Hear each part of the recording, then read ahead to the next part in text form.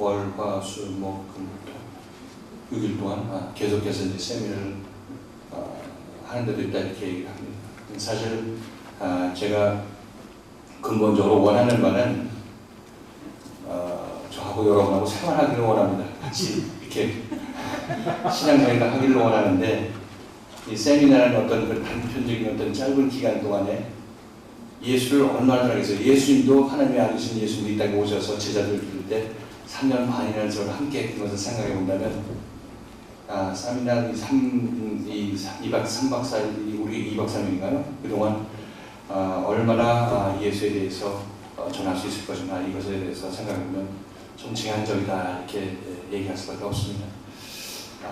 그래서 우리가 하나님의 말씀을 들을 때는 처음 들을 때하고 두 번째하고 들을 때 틀립니다. 지금 여기서 세 번 계속해서 참석하신 분들도 제가 동일한 탕자에 비유하고 믿음의 성장 과정을 얘기하지만 그러나 또 여러분에게 새롭게 드리는 것이죠. 전번에 못 들어본 것들 더 들리게 되는 것이고 그냥 지나갔던 말씀도 들리게 되는 그런 경우가 있게 되는 것인데 이것이 어떻게 한두 번의 얘기로 다 이렇게 정리되지는 않는다 이렇게 말씀을 드립니다. 그래서 소망이 있는 것은 그래도 적어도 2박 3일의 기간 동안 여러분들이 어떤 여기서 나가는 출구가 있구나. 내가 지금 왜 이 믿음의 문제가 왜 있었던 것인가에 대해서 그림을 그릴 수 있다는 것입니다. 적어도. 그래 보니까 여기 보니까 우리의 목회자분들이 한 500명 정도 이렇게 모여가지고 보수교육 이렇게 받는다 이렇게 얘기해서 이제 외국에서 샌프란시스코에서 무슨 외국 강사를 초빙해서 이제 교대로 이제 강의하고 하는 그런 모습을 보는데 좀 저렇게 해서 우리가 예수를 제대로 전할 수 있다면 그렇게 계속해야죠. 보수교육 받고 재활훈련 받고 해가지고 계속해서 하면 되는데 근본적으로 우리가 필요한 것은 그 차원에서 넘어옵니다. 그 판에서 넘어와야 되는 것인데 이 사닥다리가 안 보이는 거 있잖아요. 그 안에서만 그냥 열심히 하고 하는 은혜 받고 미리암과 아론처럼 이렇게 신앙생활 하는 데서는 이력이 나 있죠. 그렇게 해서 교인들을 가르치는 것에는 능숙하죠. 아주 숙달되었다 이렇게 얘기할 수밖에 없습니다. 그런데 제가 이렇게 볼 때 그 기관장 아무리 간다고 해서 이 바늘이 될 수 없는 것과 마찬가지로 거기서 아무리 그 율법적으로 그렇게 해도 그 한계, 그 틀을 벗어날 수가 없다는 겁니다. 그래서 거기서 딱 길을 제시해주고 이쪽 하나님의 나라 지금 여기서 얘기하고 있는 모세의 믿음을 그들에게 전해야 이들은 비로소 그 반난 이게 죄짓고 회개하고 진흙탕 속에서 하루 깨끗하게 씻었다가 다음날 가면 또 진흙 묻고 하는 그런 세상에서 원천적으로 벗어날 거 아니겠습니까? 예수는 이것 땅에 이것을 위해서 이 땅에 왔는데 우리는 예수를 엉뚱한 데를 쓰고 있다 얘기할 수밖에 없겠죠. 그래서 예수님이 얘기할 때 너희가 믿는 예수는 영적으로 다른 예수다 이렇게 얘기를 할 수 있겠죠. 다른 예수다. 자 이렇게 봤을 때 제가 그 말씀 드리는 것은 그분들이 근본적으로 잘못했다고 얘기를 하는 것은 아닙니다. 왜냐하면 어차피 우리는 그 과정을 거쳐야 되기 때문에 그것이 필요성이 있게 되는 것이죠. 그때 예수에 대한 단어도 배우고 성경도 배우고 어떤 나름대로 어떤 이쪽 이스라엘 백성을 편입되기 위한 기초 작업을 하는 것이다. 기초를 잡고 있는 것이다. 이렇게 얘기할 수 있겠죠. 그러나 그것은 기초에 불과하다는 것입니다. 기초를 세웠다고 망대가 완공되는 것이 아닌 것이죠. 성경 말씀에 너희가 믿음의 망대를 준공하고자 원했더라면 네가 정말 부비를 그 예산 비용을 잘 계산해서 망대를 완공해야지. 그렇지 않으면 네가 비용을 계산하지 않으면 기초만 해놓고 남들로부터 손가락질 받는다 이렇게 얘기를 하고 있습니다. 자 그럼 대부분 사람들 예수 믿는 모든 사람들은 어떻게 생각합니까? 믿음은 이미 완성했다고 생각한단 말이에요. 대부분 다 이렇게 되면 예수 믿었고 미리암과 아론식으로 응답받고 있다 이렇게 생각하니까 예수 잘 믿었다고 생각하는 것이죠. 그러니까 그들이 생각할 때는 난 믿음의 망대를 완공했다 이렇게 얘기를 하고 있지만 그러나 실질적으로 깊이 살펴보면 예수님이 말씀하신 것은 그럼 모두 다 믿음의 망대를 완공하고 예수 믿겠다고 신앙 고백했을 때 이미 믿음의 망대가 완공되었으면 예수께서 성경을 왜 그렇게 기초만 펴놓고 망대를 준공하지 못했다고 비웃는다고 얘기를 하겠습니까? 많은 사람들이 그렇게 하기 때문에 그것을 깨우치기 위해서 너희가 지금 기초만 세우고 있기 때문에 제대로 된 망대를 세우라고 깨우치기 위해서 그 말씀하신 거 아니겠습니까? 그러니까 우리가 성경 말씀을 읽을 때 그것은 내 말씀이 아니고 나는 예수 앞에 왔기 때문에 나는 완공한 사람이야 이렇게 생각할 것이 아니라 예수 앞에 온 사람에게 얘기를 하고 있는 겁니다. 예수 앞에 온 사람에게 내놓는 말씀인 것이죠.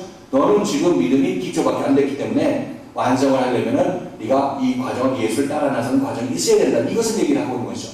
예수님께서 오신 말씀하시는 내용이 우리는 생각할 때 좋은 거 전부 내 거야. 천국도 내 거고 천국 이제 구원 받았을 거고 확신도 내 거고 다 내 거라고 이렇게 생각하지만 우리가 예수를 믿을 때 자기 자신에게 좀 냉정하고 냉혹하게 정말 냉혹적으로 명확하게 자기 자신의 위치를 파악해야 말씀이 들리기 시작합니다. 자기 자신이 이 위치를 전달하면 지금 예수 믿고 잘 신앙생활 하는데 뭘 못 따르고 또 뭐 복음의 세계를 얘기를 하고 있느냐 이렇게 생각한다면 이 말씀을 뭐 들을 필요도 없게 되게 되는 것이죠. 근본적으로 우리가 예수님께서 우리에게 하시는 이 말씀은 지금 거의 대부분 우리가 그 세상에 들어가지 못하고 있다 이렇게 생각하면 됩니다. 기독교 100년이 우리나라에 들어온 지 100년인데 그동안 우리가 쭉 해서 한 믿음의 결과가 뭐냐면 이겁니다. 이겁니다. 이 정도죠. 율법 아래서 열심히 하고 보수교육 받고 저녁에 파티하고 이런 것들이 우리가 할 수 있는 그런 모든 것인데 결국 이렇게 예수 믿으면 예수님께서 십자가를 못 박게 된 보람이 없어지게 된다는 얘기를 하고 있는 것이죠. 예수님께서는 우리를 믿음의 기초 위에 망대를 세우게 하기 위해서 오신 분인데 믿음의 기초는 뭐냐면 땅 파는 겁니다. 땅 파는 거. 그죠? 망대는 위로 올라가야 되는데 땅 파는 거는 어디로 내려갑니까? 땅은 밑으로 내려가는 거 아니에요. 사실상. 중요한 게 율법에서 우리가 신앙생활을 하고 있는 것은 그렇게 하면 안 된다는 것을 체험하기 위해서 우리에게 시간이 허락된 것입니다. 그렇게 했더니 예수 안 믿어지려고 믿음이 안 생기대요. 이 고백 드리려고 우리는 땅 파는 겁니다. 사실상. 지친 사람들은 이제 예수님께 손을 내밀고 그때부터 망대를 쌓기 시작하는 거죠. 믿음의 망대가 그때 예수에 의해서 이제 이루어지게 되게 되는 것입니다. 자, 이렇게 봤을 때 우리들은 그동안 내가 예수를 믿었던 것이 기초를 파는 것이었구나. 그것도 기초가 위로 올라가는 기초가 아니라 기초는 무조건 땅으로 내려가죠. 그래서 이걸 깊이 판 사람일수록 사도 바울이 깊이 팠죠. 정말 자기 열심히 그냥 예수를 믿는다고 하나님을 믿는다고 했지만 열심히 하나님을 핍박했던 그 결과가 사도 바울 아닙니까? 깊이 파서 크게 쓰임을 받기는 받았지만 아무튼 여러분이 율법 안에 있든지 아니면 복음 안에 있든지 열심히 하십시오. 열심히 하라는 것은 뭐 그것은 철칙이야 이렇게 말씀드립니다만 아무튼 여러분께서 열심히 하다가 어느 정도 지쳤기 때문에 여러분들은 이 말씀으로 초대를 받게 된 것이다 이렇게 말씀을 드립니다. 여러분들도 나름대로 기존에 내가 가지고 있는 믿음에 어떤 의욕이 있기 때문에 자기의 어떤 말씀을 듣고 여러분께서 말씀 앞으로 나오게 된 것이기 때문에 그 면에 있어서는 여러분들이 말씀을 들을 준비가 되어 있고 예수를 만날 준비가 되어 있다. 이것은 뭐 부인할 수 없는 사실인 것이죠. 아까 말씀드린 대로 여러분들이 이전 세상에 가서 보수교육 받으면서 그냥 거기를 갈고 닦고 하면서 그것으로 말씀을 전할 것인지 아니면 내가 이 세상에서 벗어나와서 하나님 나라에 들어가서 이 하나님의 나라의 말씀을 전할 것인지는 여러분의 결정사항이라는 것입니다. 여기서 아무리 이게 돌고 돌아도 광야인 것이고 이런 수준으로서는 여러분들에게 참된 복음의 길로 여러분을 인도하지 못하는 것입니다. 그래서 그런 모습들이 실질적으로 보면 예수님께서 우리에게 좁은 문으로 들어가라 얘기를 하고 좁은 문으로 들어가라. 좁은 문으로 들어가라. 넓은 문이라는 것은 학식도 많은 것 같고 학위도 많고 또 거창하고 좋은 데서 하고 부자고 뭐 이렇게 생각하겠지만은 그러나 우리가 대비되는 것은 500대 우리 몇이냐 500대 50 뭐 이렇게 생각한다면 100대 1의 그 차이 그것보다 사실 더 좁습니다. 하나님의 나라는. 그런데 아무튼 하나님께서는 때가 된 자들에게 불러일으켜서 그들을 쓰신다 이렇게 생각하시면은 여러분들은 어떤 의미에서 하나님의 부름을 받으신 분들이라 이렇게 말씀드립니다.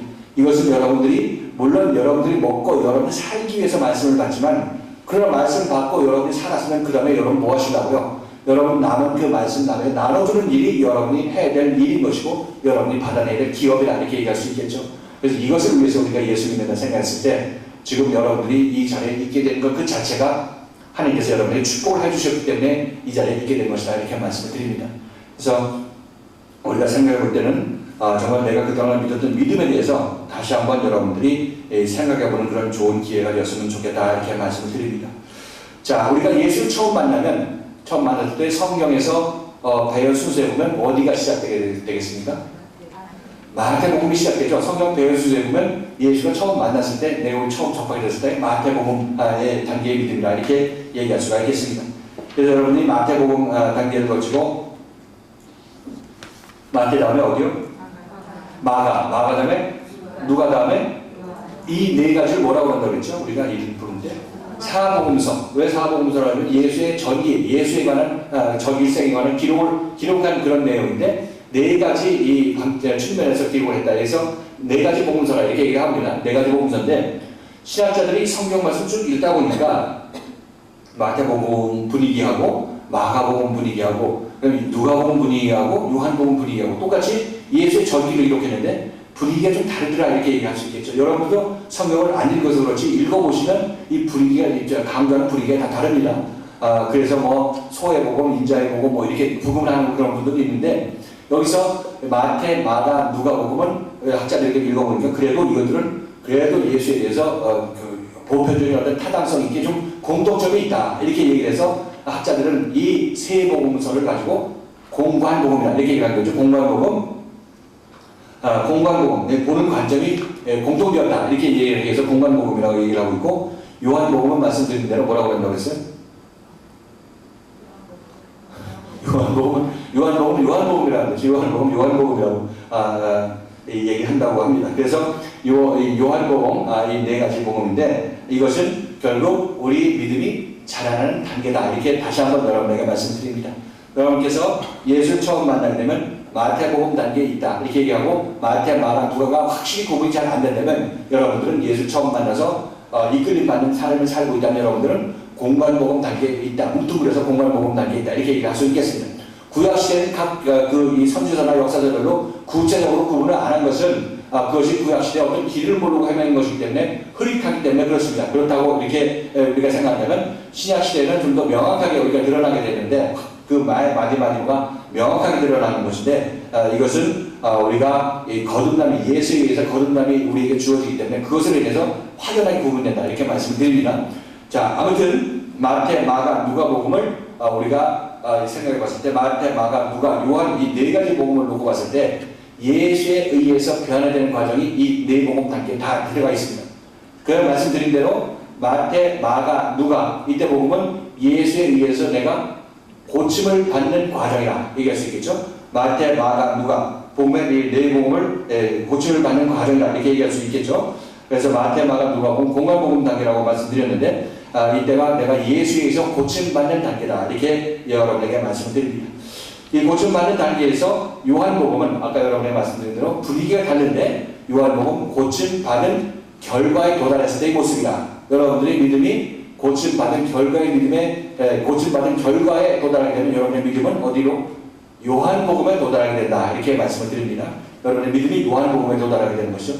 이렇게 되면 요한복음에 도달하게 되면 여러분들은 어떻게 됩니까? 여러분의 영혼이 영적으로 변하게 되죠. 영적으로. 그래서 요한복음이 영적 복음이라 이렇게 얘기를 하고 있는 것입니다.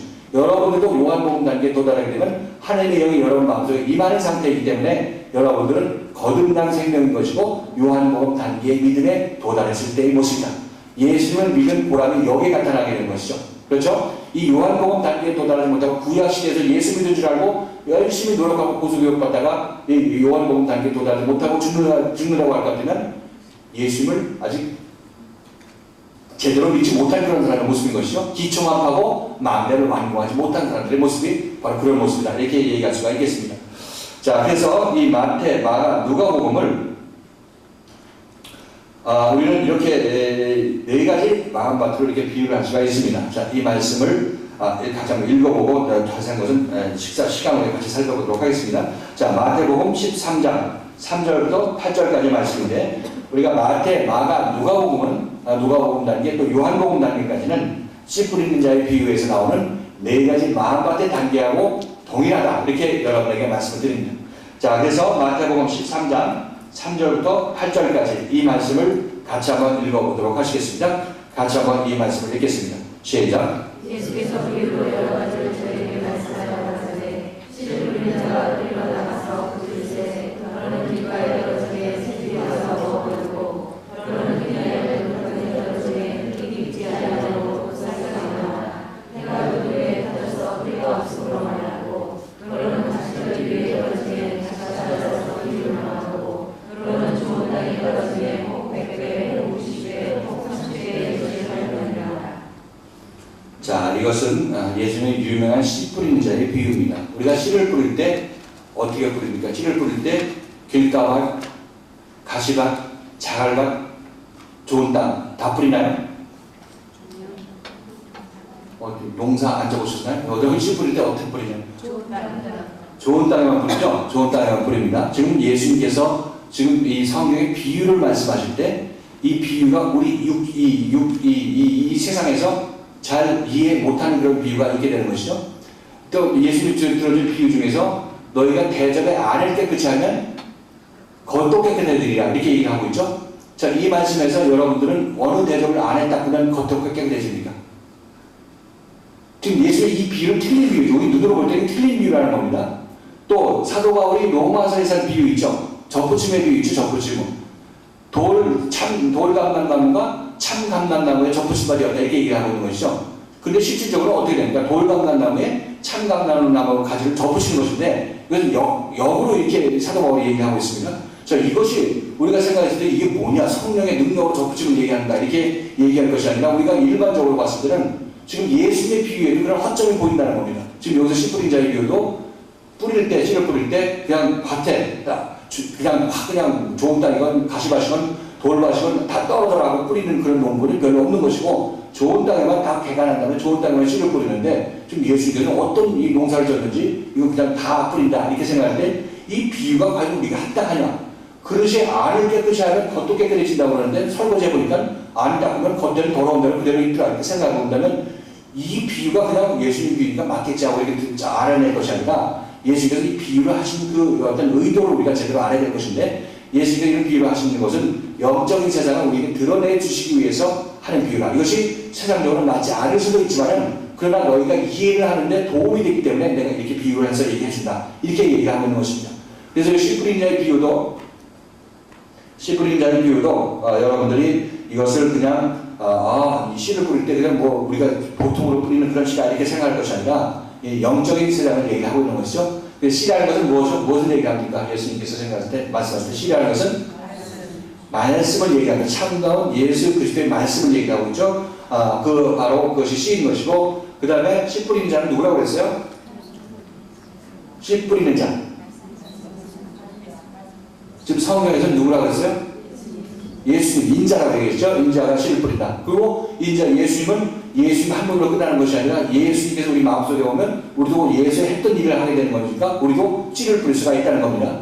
아직 예수님 오시기 전에는 말씀의 씨를 뿌릴 수가 없는 것이고 뿌려도 내 유리도덕적인 씨밖에 뿌릴 수 없는 것이고 예수의 영이 과정을 거쳐서 내 안에 임하게 되면 우리는 예수가 뿌렸던 씨를 동일하게 뿌릴 수가 있다는 겁니다. 그래서 씨 뿌리는 자는 하나님의 말씀을 마음판에 받은 자, 하나님의 성령을 받은 자, 성령을 받는다는 것이 하나님의 말씀을 받는다고 또 동일한 내용인 것입니다. 말씀이 마음판에 기록된다. 이렇게 표현합니다. 성경에서는. 그죠? 내가 때가 이르리니 내가 너의 말씀, 내 말을 너희 마음속에 두고 네 마음판에 내 말을 기록할 것이다. 이렇게 선지자 입을 통해서 하나님께서 말씀하신 적이 있죠. 말씀이 마음판에 기록되는 것이 언제 내 말씀이 예수의 말씀이 나에게 마음판에 기록되느냐? 그것은 예수를 만나서 예수에서 고침을 받고 예수의 영이 여러분 마음속에 임하게 되면 여러분 예수의 말씀을 가진 자가 되는 것입니다. 이것이 소위 거듭난 자, 말씀을 가진 자, 하나님 나라에 들어간 자 이렇게 동일하게 표현하고 있는 것이죠. 그래서 말씀을 여기서 뿌리는 자는 예수님을 얘기하고 있는 것이고 예수님으로 상징되는 그런 예수의 영으로 거듭난 자들도 말씀을 뿌리는 씨 뿌리는 자다 이렇게 얘기할 수가 있겠습니다. 그래서 이 말씀의 그러면 밭이라 이렇게 얘기를 하고 있는데 이 밭이라는 것은 누구라고 그랬어요? 밭. 뭡니까 밭이? 우리 사람들의 마음밭을 얘기하는 거죠. 사람들의 마음밭을 얘기합니다. 사람들의 마음밭을 얘기하는데 여기서 우리에게 보여주는 것은 마음밭이 길가밭도 있고 좋은 땅도 있고 가시밭도 있고 돌밭도 있다. 이렇게 네 가지 밭이 있다. 이렇게 얘기하고 있는 것입니다. 이 네 가지 밭이 우리 마음밭을 얘기하고 있는데 자 여기서 얘기할 때 지금 여러분이 말씀드릴 때 우리가 씨를 뿌릴 때는 좋은 땅에만 뿌리는 것인데 실질적으로 씨 뿌린 자는 여기서 예수님께 얘기할 때 씨 뿌린 자는 다 뿌린다 얘기를 하고 있습니다. 자, 이 얘기는 지금 이 모습을 여기서 이 자리를 놓고 본다면 제가 말씀의 씨를 여러분의 마음에 뿌리는 것입니다. 뿌리는데 여러분들에게는 지금 여기서 마음밭이 옥토가 된 분도 계시고 좋은 땅이 되어서 이 말씀이 들을수록 명쾌하고 시원하고 정말 힘이 넘친다 이렇게 해서 쏙쏙쏙 받아들이는 그런 좋은 땅도 있게 되고 이로 말미암아 계속 말씀이 들어가서 자기 자신의 생명의 열매를 맺게 되는 그런 분들이 계시는 거 하면은 아직 이 말씀이 마음판에 딱 떨어졌으면 또 굴러다니는 그런 분들도 계시다는 것이죠.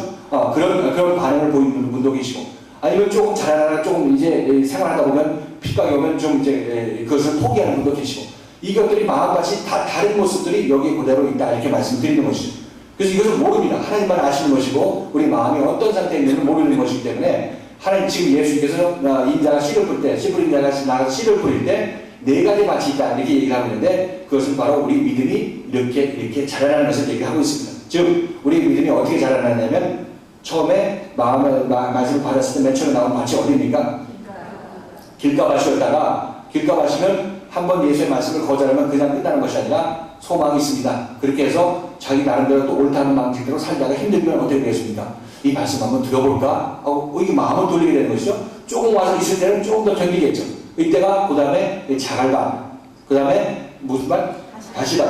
그 다음에 이 과정을 거쳐서 좋은 땅에 이르게 되게 되는 것입니다. 그렇죠? 여러분들이 처음 말씀이 받아지지 않는다고 해서 너무 낙심하지는 마시고 여러분들이 이 말씀을 계속 붙잡고 있다 보면은 여러분들에게 하나님께서 은혜를 입었다면 이 과정은 다 거쳐 나가서 좋은 땅에 이르러서 하나님께 영광을 드리는 열매를 맺게 된다. 이렇게 여러분에게 말씀드립니다. 자, 이 말씀은 우리가 식사를 하고 나서 계속해서 좀 더 살펴보도록 하겠습니다. 우리가 아주 중요한 그런 말씀인데 우리 믿음이 자라는 과정이 바로 여기서 확연히 드러난다. 이렇게 여러분에게 말씀을 우선 드리고 나머지 부분은 우리 식사하고 나서 같이 살펴보도록 하겠습니다.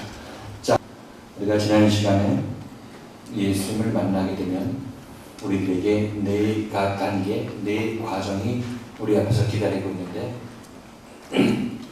마태복음 단계, 마가복음 단계, 누가복음, 그리고 요한복음 단계라 이렇게 말씀을 드린 바가 있습니다.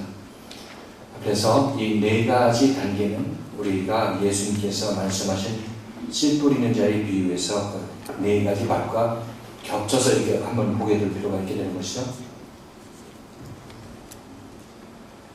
첫 번째 밭은 마태복음 단계에 겹쳐서 본다면 길가밭이다 이렇게 얘기할 수가 있겠습니다. 길가밭이고 두 번째는 돌밭, 다시밭, 좋은 땅 이렇게 네 단계로 이루어지게 되겠는데 길가밭, 그 다음에 돌밭, 가시밭, 그 다음에 좋은 땅 이것을 특징적으로 봤을 때 앞에 세 밭은 어떤 특징이 있나요? 열매를 맺지 못한다. 열매를 맺지 못한다 이렇게 얘기할 수가 있겠죠. 열매를 맺지 못하는 그런 특징이 있게 되는 것이고 열매 맺는 것은 좋은 땅에만 열매를 맺었다 이렇게 얘기할 수가 있겠습니다. 이것은 여러분들이 마음이 이렇게 하나님의 말씀을 받을 때 좋은 땅까지 도달해야만이 여러분들이 비로소 열매를 맺을 수 있는 것이지 그 이전에는 열매가 없다는 것을 우리가 알 수가 있습니다. 그래서 우리가 네 가지 밭이 마태, 마가, 누가, 요한복음이다 이렇게 얘기했을 때 우리가 열매라는 것은 영적 열매를 얘기한다 이렇게 얘기했을 때 우리가 요한복음의 분위기가 어땠습니까? 영적이라 그래서 학자들이 신학자들이 이것을 따로 분리해 나왔다 이렇게 얘기할 수 있겠죠. 그렇게 본다면 마태, 마가, 누가가 점진적으로 이렇게 자라나는데 요한복음 단계에서 온전히 자라남이 완성된 것을 우리가 알 수가 있겠죠. 이렇게 본다면 마태, 마가, 누가, 요한까지 이 과정 공관복음 단계 다음에 요한복음이 나오는 것은 성경이 그냥 우연히 그런 배우로 된 것이 아니라 제가 여러분에게 말씀드린 대로 마태복음에서 요한복음 단계까지 자라난다 이렇게 얘기하고 있겠죠. 자, 그래서 우리가 하나님을 볼 때는 요한복음은 어디에서 나오냐면 마태, 마가, 누가복음 단계 다음에 요한복음이 나옵니다. 자, 요한복음은 열매 맺는 믿음의 단계인데 여러분들이 예수를 믿어서 열매를 맺게 되려면 요한복음 단계까지 자라야 됩니다. 요한복음 단계까지 자라야 되는데 요한복음이 여러분에게 등장하기 전까지는 여러분에게는 무슨 세 가지 복음서가 있는데 마태, 마가, 누가복음서가 여러분 앞에 있다는 것입니다. 즉 이것을 통과한 다음에 여러분이 비로소 열매를 맺는다 이렇게 얘기할 수 있겠죠. 또 여러분들이 예수의 씨를 받기 위해서 예수의 말씀의 씨를 받기 위해서 여러분이 더 긴 세월을 보내야 되는데 그것은 구약시대 긴 세월 동안 여러분들 나름대로 예수 믿는 세월을 보내야 된다 이렇게 얘기할 수 있겠죠. 자, 그렇다면 이 성경의 쭉 배울 순서에 따라서 이 요한복음의 위치를 본다면 두꺼운 구약 다 지나고 마태, 마가, 누가복음 지나고 그 다음에 요한복음이 있다 이렇게 생각해 본다면 여러분이 생각할 때 거듭남이나 구원이라는 것이 그러니까 순식간에 내가 예수 믿는다고 해서 구원을 받았고 그 다음에 영원히 거듭났고 이렇게 쉽게 얘기할 문제가 아니라는 것이죠. 하나님은 생명의 말씀인데 어떤 생명이 하루아침에 열매를 맺겠습니까?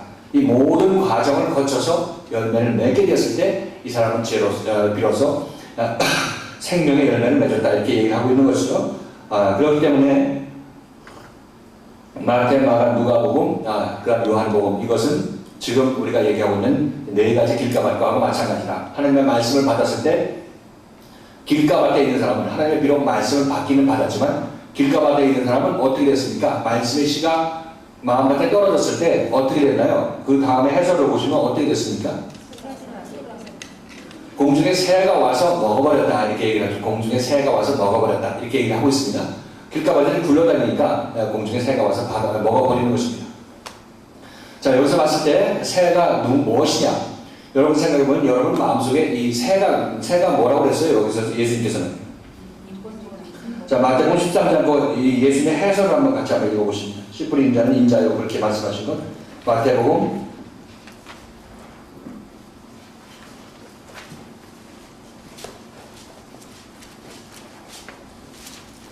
마태복음 13장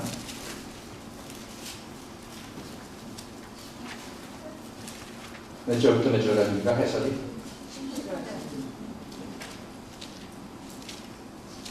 자, 18절부터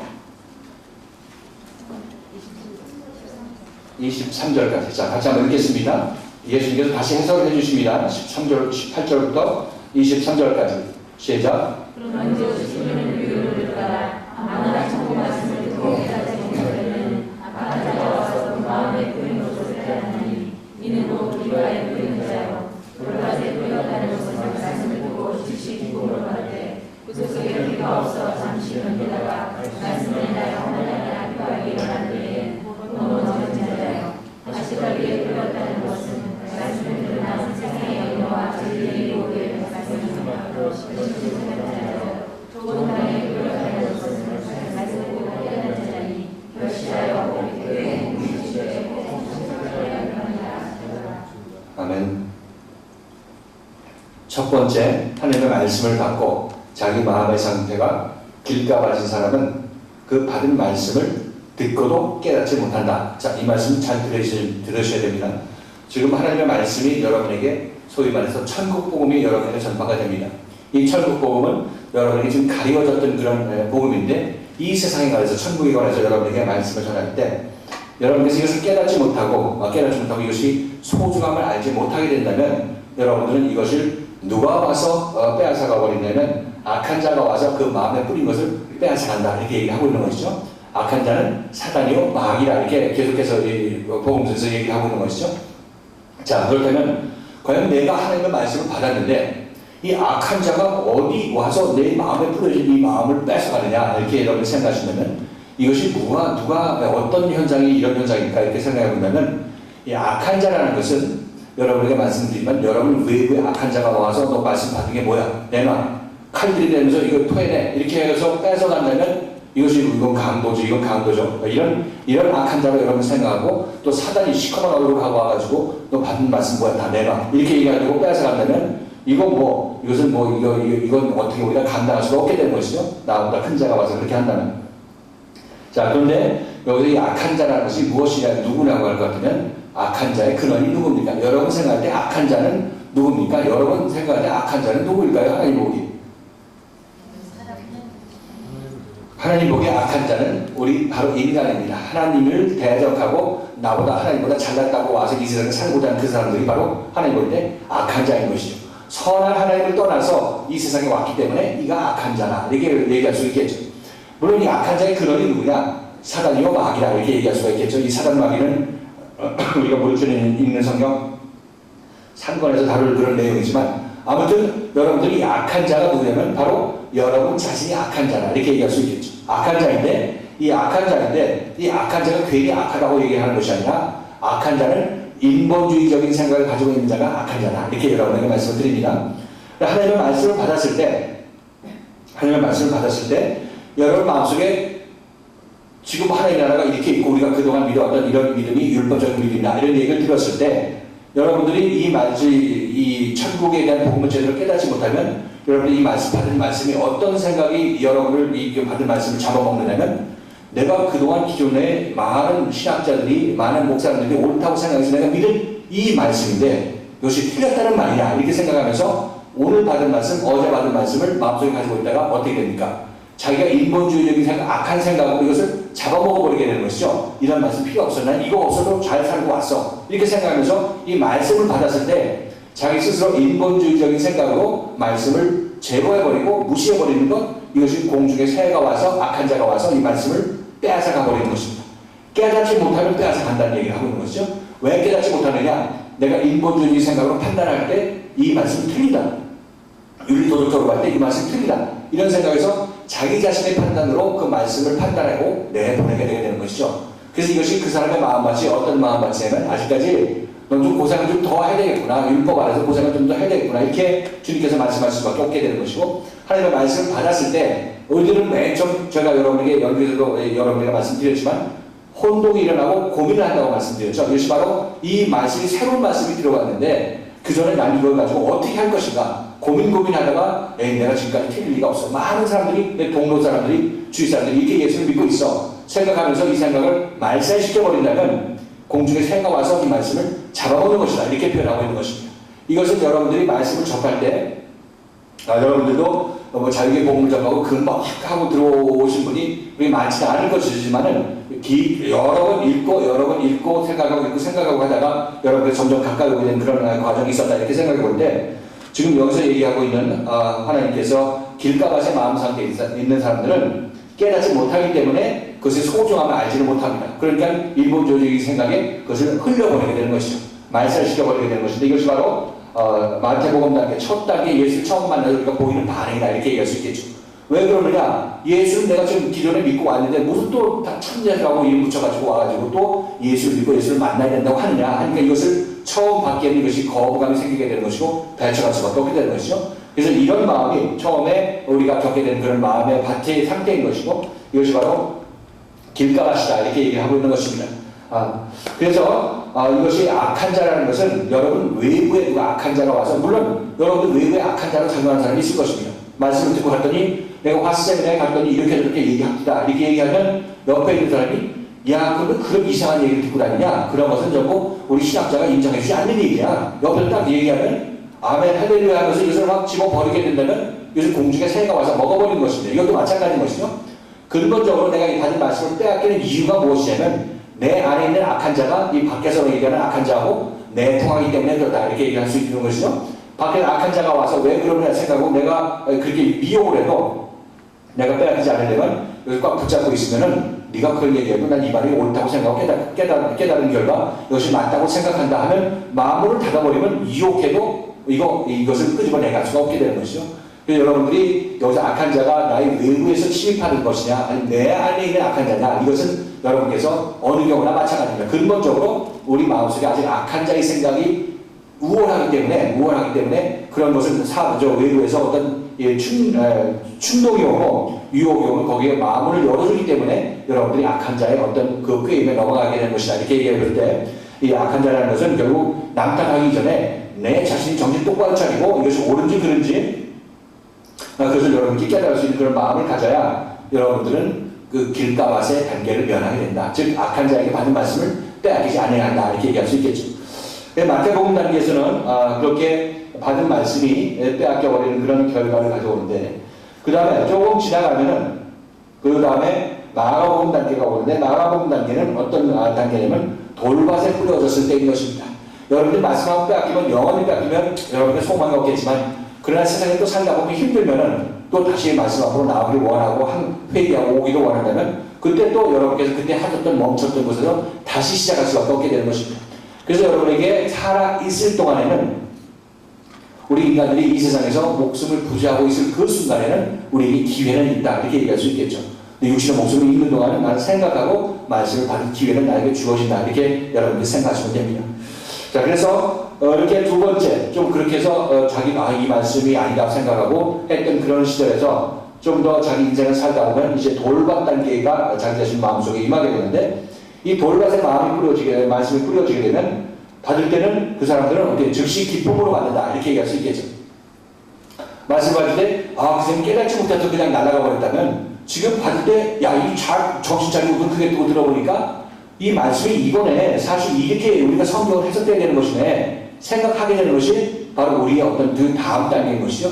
여러분이 참다운 하나님의 말씀을 듣고 깨달을 때 금방 깨닫기가 힘이 듭니다. 워낙 이 다른 세상에 대해서 얘기를 하고 있기 때문에 그래서 여러분들이 이제 시간이 지나서 여러분이 돌밭의 마음이 된다면 그 말씀을 이제 받게 됐을 그런 기틀을 마련했는데 뿌리가 깊지 않다 이렇게 얘기를 하고 있는 것이죠. 돌바상 때는 말씀을 받기는 받는데 받아가지고 공중에 새하게 악한 자에게 빼앗기지는 않는데 그래서 그 뿌리가 좀 나다가 기쁜 말씀으로 이 뿌리가 좀 나다가 잠시 견디다가 말씀으로 인하여 환난이나 핍박이 일어나는 자는 곧 넘어진다 이렇게 얘기하고 있습니다. 돌밭에 뿌리였는데 이것이 여러분들이 뿌리가 깊지 아니하면 돌밭이기 때문에 마음판이 돌밭이기 때문에 뿌리가 깊지 아니하면 조금 환난의 핍박이 말씀 때문에 일어나게 되면 이 말씀을 내팽개치고 이거는 이 말씀 나 이거 못 들어 하면서 내팽개치워 버린다 이렇게 얘기를 하고 있는 것입니다. 예전에 어느 인천에 있는 큰 교회의 구역장이라는 분인데 이분이 무릎 치매 있는 성경을 누구한테 전달받아서 읽으시고 저에게 전화를 걸었습니다. 너무 제가 그동안 자기 자신 구역장으로서 남들도 인도하고 남에게 성경을 가르쳤는데 그동안 남에게 가르치면서도 성경이 이렇게 과연 해석되는 것이냐 이거 좀 어떻게 좀 갖다 껴 맞춘 건 아니냐 이런 느낌을 받았었는데 무릎 치매 있는 성경을 읽고 나니까 정말 성경 이렇게 읽어야 되고 이렇게 우리가 이해를 해야 되는 것 아니겠느냐 그런 생각이 들어가지고 자기 자신 기존에 자기가 배워왔던 그런 말씀하고 전혀 다른 방향에서 얘기를 하기 때문에 너무 놀래가지고 이분이 전화를 저한테 했던 겁니다. 저 앞으로 저는 어떻게 해야 될까요? 이렇게 정말 당황해가지고 저에게 전화를 했던 그런 분이 기억이 나는데 저는 그분께 그 말씀을 들으면서 지금 당장 어떻게 하실 건 없고 잘 한번 생각해 보시고 또 책을 또 몇 번 더 읽으시고 이해할 수 있도록 읽으시고 그렇게 읽다 보면 하나님께서 또 좋은 길을 인도해 주실 것입니다. 그 말씀을 접하게 하신 것은 하나님의 어떤 뜻이 있었을 것인데 거기에 좋은 뜻이니까 전혀 새로운 세상을 보게 하신 그런 하나님의 좋은 뜻이니까 그 말씀을 잘 읽고 좀 이해하지 못한 것이 아직 있을 거니까 계속해서 읽고 계시면 하나님께서 자매님의 삶을 인도하실 것입니다. 이렇게 얘기를 했습니다. 이렇게 얘기하고 전화를 끊었는데 자기 자신이 지금 미국으로 이민을 가야 되는데 지금 어떻게 할지 모르겠다. 지금 어떻게 될지 모르겠다. 또 지금 자기 자신이 교회에서 목사님이 강의하는 요한계시록 강의를 지금 긴 시간에 걸쳐서 다 끝마치고 구역장들 모임에서 끝마치고 그 요한계시록을 다 끝마치고 났는데 기껏 배운 것이 지금 여기서 보니까 이거하고 별로 상관이 없는 그런 내용이기 때문에 좀 억울하다 이렇게 얘기하면서 저에게 이렇게 전화를 했습니다. 그래서 그분하고 이제 전화를 끊고 얼마 있다가 그분이 다시 다음 날이나 전화를 해가지고 하시는 말씀이 이제 전번에 했던 얘기하고 전혀 다른 얘기를 하고 있는 것이죠. 무슨 얘기냐면 제가 생각해보니까 이 무릎 치매 있는 성경이 잘못되었다. 무당의 병고침이라는 그런 부분이 잘못되었고 또 이 어떤 사모라는 그런 간증에 있어서 왜 사모님한테 하나님께서 직접 얘기 안 하고 왜 목사님한테 얘기해서 이렇게 얘기를 하겠느냐 이렇게 얘기를 하면서 그 두 부분이 잘못되었다 이렇게 얘기합니다. 저는 그 얘기를 듣고 이분이 말씀을 처음에 받을 때는 맞다 이거다 정말 이것이다 이것이 진리다 하고 이렇게 딱 받았는데 막상 이분이 이렇게 말씀을 받아들게 되면 말씀은 여러분에게 무엇을 요구하느냐면 행함을 요구하죠. 여러분들이 지금 기존에 왔던 그런 방식대로 말고 달리 하나님께서 인도하는 방식대로 예수님이라 이렇게 얘기하니까 행함을 요구하다 보니까 이분이 그 행함을 따라서 나가려고 하다 보니까 어떻게 됩니까? 기존의 교회에 대해서 다시 한번 생각해봐야 되는 것이고 미국에 이민 지금 갈지 말지 이것도 다시 한번 생각해봐야 되고 이렇게 하다 보니까 이게 모든 일들이 지금 현실에서 이게 자기 감당할 수 없는 환난으로 다가온다 이렇게 얘기할 수밖에 없겠죠. 그리고 환난으로 다가오니까 이 사람은 이 얘기를 누구하고 상의했냐면 자기의 교역자분하고 이 문제를 상의를 했다 이렇게 상의를 했다고 합니다. 상의를 해가지고 교역자가 얘기하니까 당연히 그 교역자분은 뭐라고 얘기를 하겠습니까? 그동안 배운 것이 맞습니다. 이 책이 잘못된 책입니다. 잘못된 부분은 이런 부분이 잘못된 것입니다. 이렇게 얘기를 해주니까 이분은 그러면 그렇죠. 내가 잘못된 리가 없죠 하면서 다시 여기서 나오려고 하다가 다시 원위치로 돌아가는 그런 모습을 보여줬던 것이죠. 그래서 저는 이런 분들을 보면서 정말 이분이 지금 같이 길가맛은 아니기 때문에 깨닫고 나름대로 말씀을 붙잡았었는데 이것이 자기 자신의 말씀에 의해서 환난이 일어나고 핍박이 일어날 것 같으니까 너 왜 그런 책 읽고 다녀 이렇게 생각할 수도 있는 것이죠. 이렇게 되니까 그분은 요즘 나 이거 포기하고 하나님의 말씀 읽고 뭐고 포기하고 옳은 것이고 뭐고 포기하고 그냥 이대로 그냥 살겠습니다 하고 다시 물러간 것이다 이렇게 얘기할 수 있겠죠. 이런 사람들 마음같이 지금 여기서 얘기하고 있는 돌밭에 뿌리였다는 것은 말씀을 듣고 즉시 기쁨으로 받되 그 속에 뿌리가 없어 잠시 견디다가 말씀을 인하여 환난이나 핍박이 일어나는 때에는 곧 넘어지는 자다. 이분이 딱 정확하게 예수님께서 말씀하신 그런 경우를 놓고 얘기한다. 이렇게 말씀드립니다. 여러분 생각할 때 잘 생각해 보십시오. 진리라는 것은 스스로 자명하다, 스스로 명확하다 이렇게 얘기할 수밖에 없습니다. 그래서 진리의 말씀을 여러분이 곰곰이 생각해 보면 그것이 정말 그렇다, 정말 그러하다 이런 마음을 여러분이 가질 수밖에 없게 되는 것인데 이것이 바로 진리의 말씀을 받은 자들의 모습인 것인데 그러나 여러분들은 이 진리를 아무나 그냥 하나님께서 받았으면 지켜주는 것이 아닙니다. 여러분이 지키느냐 안 지키느냐는 바로 여러분의 몫인 것입니다. 여러분들이 이 예를 한번 들어서 하나님의 미랄이 땅에 떨어져서 싹을 내지 않는다면 미랄은 아무런 저항이 없죠. 생명을 해서 움직임이 없기 때문에 저항이 없습니다. 환난과 핍박이 없습니다. 그런데 여기서 뿌리를 내리고 싹을 조금 내게 되면 이 미랄이 움직이기 시작하면, 자라나기 시작하면 무엇이 생기냐면 이 자라나기 위해서 이 미랄에게 무엇이 생기냐면 무엇이 생겨요? 반작용이 생기게 되는 것이고 환난과 핍박이 일어나게 되는 것이죠. 자, 여기서 예수께서 말씀하시는 환난과 핍박은 내가 예수 믿고 교회 갔기 때문에 환난과 핍박받는다 이런 차원의 문제가 아니라 생명 안에서 내가 자라나려고 했을 때 자라나면 여러분께서는 이 자라남을 막는 기존의 어떤 질서나 흙이 여러분을 기다리고 있는 것이죠. 이걸 뚫고 일어나려니까 이것이 환난이고 핍박입니다. 환난과 핍박이 주어는 가만히 있으면 되죠. 자라나지 않고 가만히 있으면 됩니다. 이것은 죽음이라 이 얘기를 하고 있는 것이죠. 생명이 자라나는 곳에는 항상 생명의 자라나는 방향의 반대 방향으로 이 핍박과 억압이 작용할 수밖에 없게 되는 것이고 그러므로 여러분들은 참 예수를 믿고 여러분들이 몸을 움직이는 데 있어서 어떤 불편함이나 생각에서 포기하는 그런 마음이 생긴다면 여러분들은 이것을 더 기쁨으로 알아야 되게 되는 것입니다. 그렇지. 내가 제대로 자라고 있기 때문에 제대로 보기 때문에 이런 일들이 일어나는 거고 자라기 때문에 이런 일들이 일어난다 이렇게 생각하신다면 여러분들은 이것이 괜히 예수께서 말씀하신 내용이 아니라는 것을 아실 수가 있게 되는 것이고 지금 여기서 얘기하는 환난과 핍박이라는 곧 넘어진다 이런 얘기는 바로 그 구역장과 같은 예를 놓고 그렇게 말씀하시는 것이다 이렇게 말씀을 드릴 수 있겠죠. 이것이 두 번째 돌밭에 뿌렸을 때의 모습. 그런 분들도 나중에 또 기회가 있을 수가 있습니다. 기회가 있을 수가 있고 회개하고 돌이켜서 말씀 앞으로 다시 오면 예전에 실패했던 그 지점에서 다시 시작할 수밖에 없겠죠. 그동안 자라나서 오는 것은 하나도 없습니다. 그냥 말씀 앞에서 환난과 핍박이 일어났기 때문에 도망간 그 시점에서 다시 와서 다시 시작해야 됩니다. 그가 살아있을 동안 다시 시작할 기회가 있을지 없을지는 모르겠으나 아무튼 그가 다시 회개하고 돌아온다면 그 다음부터 시작하게 된다. 이렇게 우리가 이해할 수가 있겠죠. 자, 그리고 세 번째로 이제 이렇게 그런 사람이 있다가 좀 더 잘하게 된다면 이제 그 다음에 다시 떡 위에 뿌린 자의 모습이 나타납니다. 자, 그 말씀 같이 한번 읽어보실까요? 22절 말씀인데 자, 같이 한번 읽겠습니다. 22절 말씀 시작.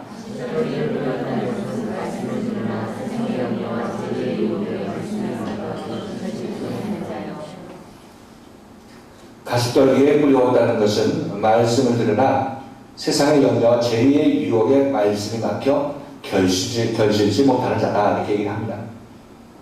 지금 이 돌밭은 무슨 단계입니까? 성경의 배열 순서로 보면 마가복음이죠. 자, 지금 이 가시밭은 이제 누가복음이다. 자, 누가복음은 말씀을 듣고 말씀의 뿌리가 내리고 자라기 시작했습니다. 줄기가 나고 잎이 나고 무성하게 된 그런 모습인 것이죠. 자, 자라고 나고 열심을 내고 있는데 그런데 이 사람이 열매를 맺지 못하는 그런 때가 아직까지 누가복음 단계인 것인데 이것은 세상의 재리와 세상의 염려와 재리의 유혹, 즉 세상에 내가 자식을 어떻게 키울 것인가, 아니면 내가 누가 벌어서 나를 돈을 벌어 나에게 주어서 나를 먹여줄 것인가, 이런 것들을 생각하는 것이 재리의 유혹에 미혹되어가지고 그것에 신경 쓰느라고 아직 열매를 맺지 못한 그런 모습이다. 이렇게 여러분에게 말씀드립니다.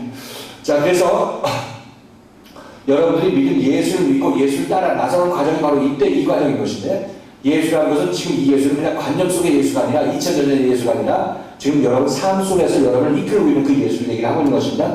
이 예수가 여러분 삶 속에서 3년 반이나 또는 그 이상의 시간 동안 여러분에게 나타나는 그런 과정에 있어서 여러분들은 마태, 마가, 누가복음의 과정을 거치게 됩니다. 이 과정을 거치는데 예수님께서는 여러분들에게 재리의 유혹 때문에 네가 예수 따르는 것을 다 왜곡시키고 따라오다가 생기로 빠지는구나 생각하시면 예수께서는 그 재물에 집착하고 있는 그 사람의 모습을 드러내십니다. 드러내서 어떻게 하시겠어요? 이것을 끊으시겠죠. 이것을 끊어야 따라올 테니까. 그렇죠? 그러니까 따라올 것이고 또 자기 자신 마음속에 있는 길가밭의 마음이라면 자기 자신 속에 있는 깨닫지 못하는 그런 일본주의적인 생각을 가지고 있는 사람들이라면 참다운 말씀 듣기 위해서 참다운 신뢰의 말씀은 이것이야 정신 차려 하면서 그들을 계속해서 말씀을 듣게 함으로 말미암아 듣지 못하는 그런 길을 열어줄 것입니다. 이것이 바로 예수께서 하신 일인 것이죠. 언제까지 하시느냐? 우리 마음밭에서 돌도 골라내고 가시도 골라내고 엉겅퀴도 골라내고 해서 좋은 땅으로 만들 때까지 우리를 고쳐나가는 과정입니다. 연극에서 만드시되 그분이 혈기를 이렇게 부린다. 왜냐하면 혈기 때문에 하나님을 제대로 따라가지 못하고 세상 것에 어떤 그 반응하는 그 모습이기 때문에 혈기를 끄집어내는 거 아니겠어요? 혈기라는 자갈을 끄집어내기 위해서 결정적인 순간으로 혈기를 부릴 때마다 그 뻣뻣이 지사님을 세워가지고 그냥 그 사람이 좀 이렇게 두렵게 하는 그런 마음을 이렇게 허락하시는 것은 예수님께서 이분의 마음속에 있는 여러 가지 불순종의 그 시간들, 불순종의 그 어떤 자갈들을 끄집어내는 그런 역할을 하고 있는 것이다. 이렇게 여러분에게 말씀을 드립니다.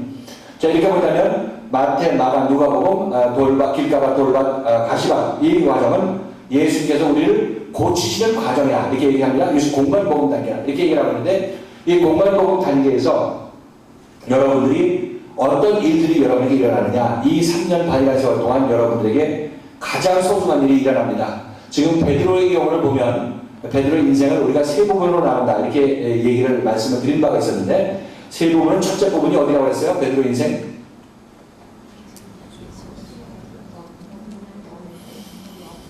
자, 한 줄기를 이 첫째 마디, 둘째 마디가 있어야 세 부분으로 나눠지겠죠? 자, 첫째 이 마디를 이 분기점을 베드로는 어디라고 그랬죠? 예수를 만났을 때 밤새도록 고기를 잡으려고 해도 고기가 안 잡혀서 그래서 예수님께서 하신 말씀이 뭡니까? 깊은 곳으로 가서 그물을 던지자 이렇게 얘기를 했죠.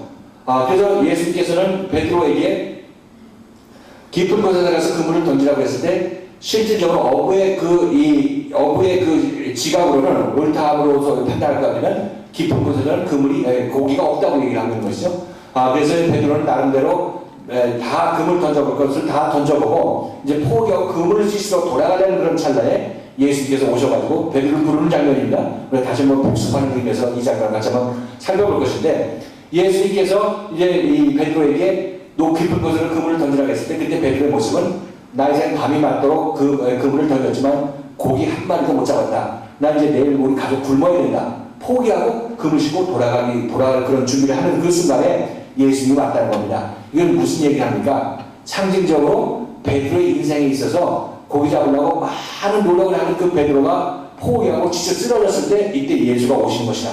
지금 탕자의 체험을 베드로가 했다는 것을 고기 잡다가 그물 싣는 그런 모습으로 우리에게 보여주고 있는 것이죠. 베드로가 왜 예수를 따라오더라 해서 그냥 따라가느냐? 그것은 베드로에게 그 이전에 삶이 있었습니다. 어떤 삶? 지치는 삶이 있었다는 것이죠. 밤새도록 그물을 던져서 고기를 잡으려 해도 한 마리도 잡히지 않았던 그런 아픈 체험이 있었기 때문에 이 베드로는 예수가 따르라 했을 때 따를 수가 있었다는 겁니다. 자, 이렇게 보다면 지금 예수님께서 그렇게 얘기했을 때 우리들은 베드로가 어떻게 했습니까? 깊은 곳에서 그물을 던지라는 예수의 이 얘기를 들었을 때 베드로는 깊은 곳에 그물을 던지면 고기가 잡힌다 안 잡힌다 이것을 알고 있었던 사람입니다. 그러면 더 이 베드로가 이 깊은 곳에 그물을 던질 때 어떤 마음으로 던졌을까요? 어떤 분들은 예수께서 깊은 곳에 그물을 던지라고 얘기를 했는데 베드로가 믿음이 좋았기 때문에 그 말을 붙잡고 말씀에 의지하여서 그물을 던져서 많은 고기를 잡았다. 정말 우리는 베드로의 믿음을 본받아야 된다 이렇게 얘기하시는 분이 계시지만 그런 베드로의 믿음이 그런 믿음일까요? 여러분 어떻게 생각하십니까? 베드로는 깊은 곳으로 그물을 던지면 절대 고기가 안 잡힌다는 것을 알고 있었습니다. 그럼에도 불구하고 예수가 나타나가지고 깊은 곳에 그물을 던지라고 했을 때 순종했던 이유가 무엇이냐면 내가 그냥 돌아가느니 한번 믿지만 본전이라고 생각하고 던져보자. 내가 어차피 그물 씻었던 인생인데 다시 한번 또 씻으면 되지 않겠느냐 생각하고 그때 따라가서 그냥 던졌던 것입니다. 그러니까 이 베드로가 예수를 믿었던 이 믿음이라는 것은 믿음이 아니라 그냥 지푸라기라도 자꾸 싶은 심정으로 빈배로 가느니 한번 던져보자는 그런 마음으로 던진 것이라 얘기할 수 있겠죠. 그래서 여러분은 이 베드로가 예수를 만나는 과정에서 큰 믿음이 있어가지고 베드로는 사도로 쓰임받았다 이렇게 얘기할 것이 아니라 베드로는 우리가 똑같은 사람입니다. 똑같은 성정을 가진 사람이에요. 그래서 우리가 예수를 만나는 것은 성경의 모든 기록을 다 살펴보면 다 이게 지치고 쓰러진 사람만이 예수를 만날 수 있다는 것이고 이때 이 예수의 음성이 비로소 들리기 시작하는 겁니다. 베드로에게. 그 이전에는 베드로가 팔팔하게 살아있을 때는 이 음성이 안 들리죠. 예수가 깊은 곳으로 던지라 이런 얘기가 음성이 들리겠습니까? 너나 많이 던져봐라 이렇게 예수님한테 이렇게 얘기했겠죠. 그런데 아무튼 베드로가 이렇게 깊은 곳에 어차피 그냥 미치면 본전이라고 던져봤을 때 그물이 찢어질 정도로 많은 고기가 잡히니까 그때 베드로가 느낀 게 뭐냐면 야 그동안 내가 옳다는 방식대로 예수 믿었고 내가 옳다는 방식대로 하나님을 믿어왔고 내가 옳다는 방식대로 내 인생을 꾸려가면서 고기를 잡아왔는데 이거 내가 결국 얻은 것이 무엇이냐? 빈 그물을 알겠느냐? 여러분 인생도 마찬가지입니다. 여러분이 꾸려나가는 그 인생은 허락마땅한 삶일 수밖에 없는 것이고 그 결과는 빈 그물일 수밖에 없게 된 것입니다. 그 빈 그물이 지금 아니라고 생각하시는 분들은 지금 빈 그물을 향해서 지금 달려가고 있습니다. 보십시오. 앞으로 계속 보면 분명히 여러분에게 빈 그물밖에 여러분을 기다리고 있는 것이 없다는 것입니다. 이때 빈 그물을 맞았을 때 여러분들은 예수님의 아주 엉뚱한 소리를 해도 여러분들은 아멘하고 예수님의 말씀을 순종할 수가 있을 것입니다. 그때야 여러분이 순종하죠. 지금은 순종하지 못합니다. 왜? 내가 하나님보다 낫고 내가 예수보다 낫고 여러분들이 지금 생각하는 내가 교회 다녀도 내가 믿는 방식이 예수님께서 가르쳐주는 방식보다 더 좋다고 생각하기 때문에 여러분이 여러분 방식으로 예수 믿게 되는 겁니다. 그런데 이것이 어떻게 우리가 누군데 호락호락하게 예수님께 순종하겠습니까? 하나님께 누가 호락호락하게 순종하겠습니까? 우리들의 이 하나님을 반역하는 이 마음은 우리의 상상을 초월한다 이렇게 말씀을 드립니다. 다들 우리가 순한 양같이 이렇게 겉으로 보이지만은 다 하나하나 드러내보면 이 안에 모든 악함이 다 들어있고 잠재되어 있습니다. 아직 건져내지 않아서 그런 것이지. 아무튼 베드로가 그렇게 고기를 잡으려다가 없었기 때문에 예수의 말씀이 필요 없어 드렸고 믿자는 본전이다 생각하고 그물을 던졌고 그래서 그물 안에 고기가 많이 잡히니까 그때서야 예수님께서는 이제 무릎을 꿇고 주여 나는 죄인이로소이다. 나를 떠나소서 이렇게 고백하는 겁니다. 아니 베드로가 갑자기 왜 고기 많이 잡았는데 뭘 죄인이라는 얘기가 왜 나오느냐. 여러분 이 배경을 아십니까? 베드로는 그동안 자기 인생 전체를 놓고 자기 자신이 하나님을 떠난 인생이라는 것을 알고 하나님께 고백하는 그런 모습이다. 이렇게 여러분께서 이해하시면 됩니다. 나는 죄인으로서이다 이렇게 얘기하는 것은 자기 인생 전체를 놓고 죄를 졌다 이렇게 얘기를 하고 있는 겁니다. 죄라는 것은 어떤 도둑질 하나에서 죄가 아니라 여러분 인생 전체가 하나님을 떠나서 나 혼자 살라고 했던 그 삶이 죄인된 삶인데 우리는 잘 몰라요. 아직까지 모르는데 완전히 지쳐 쓰러졌을 때 그때 비로소 내가 하나님을 떠나서 이렇게 힘든 삶을 사는구나 이렇게 고백할 수밖에 없게 되는 것이죠. 그래서 죄인이라는 얘기가 그렇게 나오게 되는 것입니다. 그래서 제가 여러분들에게 지난 어제 간증할 때도 제가 교회는 나가긴 나갔지만 특별히 남의 물건 특별히 훔친 것도 없었는데 제가 앞방에서 이렇게 팔베개하고 하면서 고백한 내용이 뭡니까? 아이고 하나님 잘못했습니다. 이 죄인이라고 고백하는 거 아니겠습니까? 하나님 앞에 제 인생 전체를 놓고 고백하는 것이었습니다.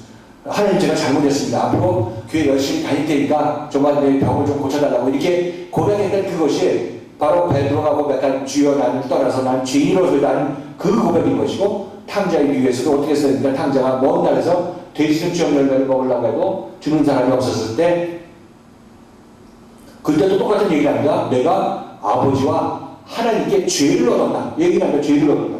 거기서 무슨 죄를 훔친 것도 없는데 뭘 죄를 얻었습니까? 여기서 얘기하는 그 죄라는 것은 자기 인생 전체, 지금까지 예수를 만나기 이전까지 그 인생 전체를 놓고 하나님 앞에 회개하는 그런 모습이라는 것입니다. 이때 이 사람은 팔자를 고치기 시작하는 것이고 이때 이 사람은 비로소 예수를 만나야 되는 겁니다. 지금 베드로가 예수를 만나서 고기를 많이 잡아서 팔자를 고쳤지만 진짜 팔자 고치는 것은 오순절 때 더 팔자를 고치게 되는 겁니다. 사람 만나는 사람을 낳는 것이기 때문에 더욱더 큰일 하게 되게 되는 것이죠. 바로 이겁니다. 여러분들이 예수를 믿는다 이렇게 말은 쉽게 하지만 예수 믿는다는 것은 바로 이런 이렇게 베드로와 같은 그런 지침의 삶이 있은 다음에 예수가 불렀을 때 예수에게 모든 것을 버리고 예수를 따라 나설 수 있는 그런 마음이 생기게 되는 것인데 이것이 바로 베드로의 첫 번째 예수를 처음 만나는 그 시점이다. 여기가 수 있겠죠? 그래서 이 베드로는 예수를 기점으로 해서 예수 만나기 이전과 예수 만난 이유가 갈라집니다. 자, 그런데 예수님께서 베드로와 육신의 몸을 맞대면서 움직였던 세월이 어디죠?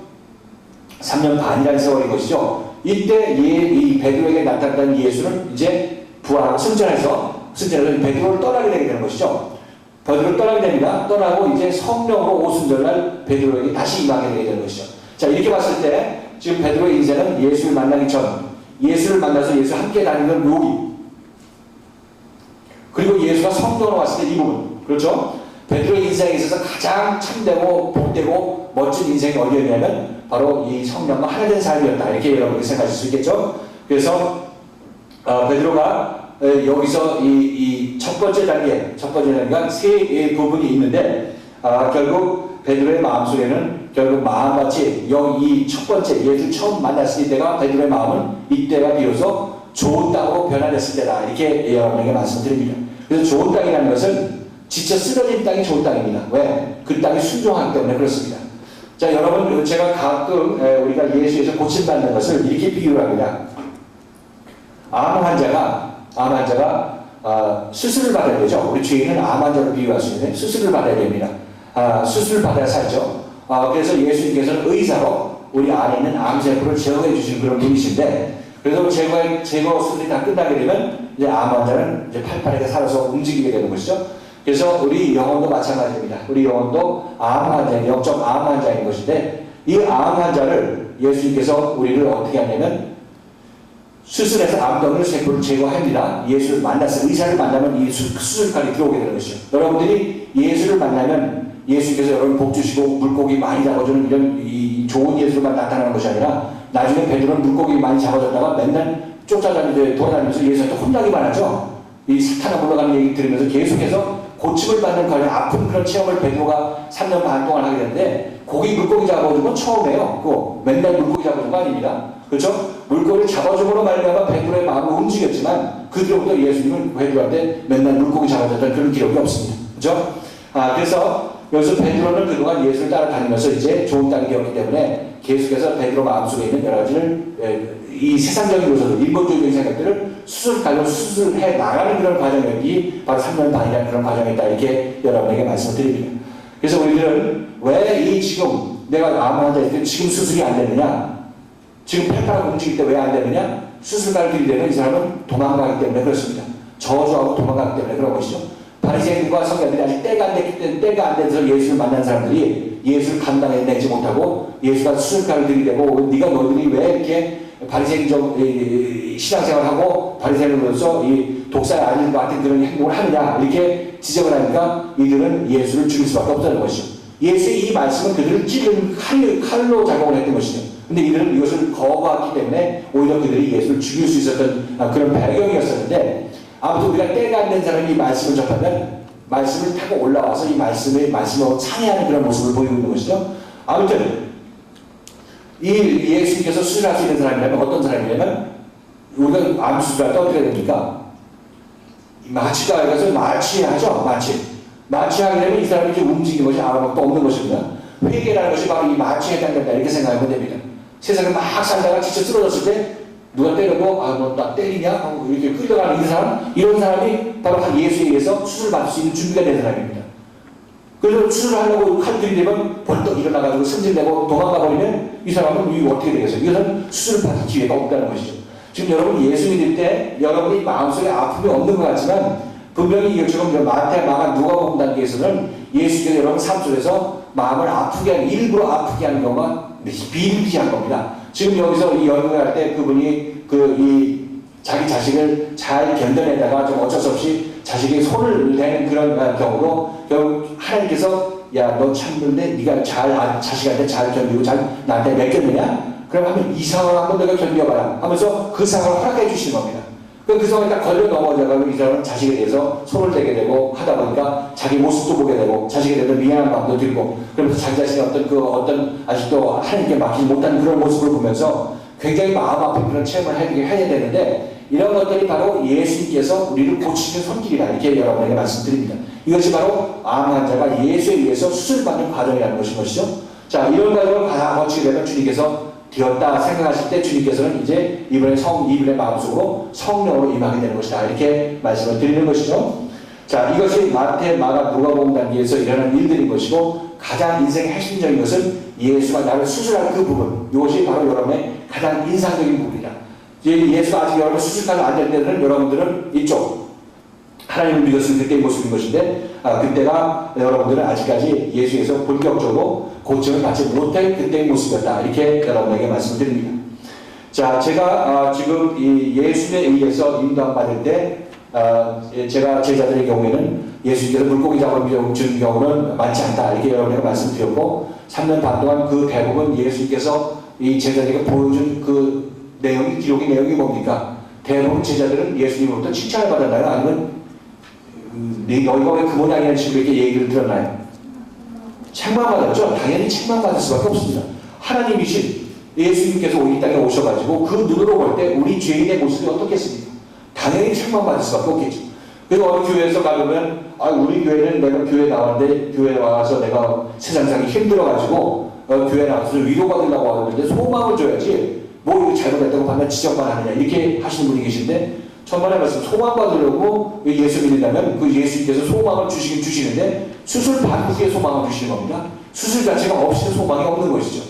그래서 우리는 이것을 알지 못합니다. 우리 예수에 의해서 소망을 받고 위로를 받으려면 먼저 예수에서 고침을 받고 그 다음에 예수님께서 주시는 소망을 가지십시오. 이것이 참다운 소망인 것이고 참다운 평화이기 때문에 그렇다는 것입니다. 자, 그렇기 때문에 예수에 의해서 이끄는 이 삶은 제가 여러분에게 말씀드렸지만 아픔의 세월이다. 이렇게 여러분에게 말씀을 드립니다.